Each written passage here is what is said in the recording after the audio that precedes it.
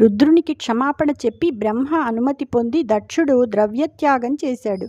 దానితో సర్వేశ్వరుడు ప్రసన్నుడయ్యాడు. అప్పుడు లోకాలన్నింటికీ గురుడైన నారాయణుడు సాక్షాత్కరించాడు. ఆయన నల్లని శరీర కాంతులు నలుదిక్కులా వ్యాపిస్తున్నాయి.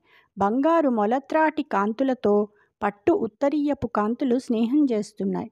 లక్ష్మీదేవితో కూడిన లలిత వక్షస్థలం మీద వైజయంతిమాల కాంతులు రంగులీనుతున్నాయి. రత్నాలు పొదిగిన బంగారు కిరీటం మీది కోటి కాంతులు లేత సూర్యుని కాంతులతో మేలమాడుతున్నాయి. ఆయన కుంతలాలు నల్లని మేఘకాంతుల నీనుతున్నాయి. తన దేహకాంతి బ్రహ్మ, ఈశ్వర, ఇంద్రాదుల కాంతులను క్రిందుపరుస్తున్నాయి.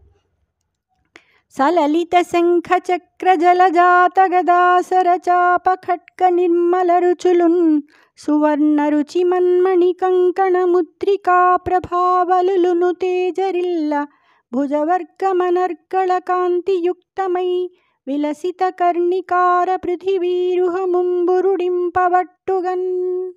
లలితమైన శంఖం, చక్రం, పద్మం, గద, విల్లమ్ములు, ఖడ్గం వీటి కాంతులు కాంచనమణి కంకణాల కాంతులతోనూ రత్నాంగుళీయ కాంతులతోనూ ప్రకాశించే భుజ సమూహంతోనూ ఆయన దేహం కొండగోగు చెట్టు వలె ప్రకాశిస్తోంది. జై శ్రీకృష్ణ.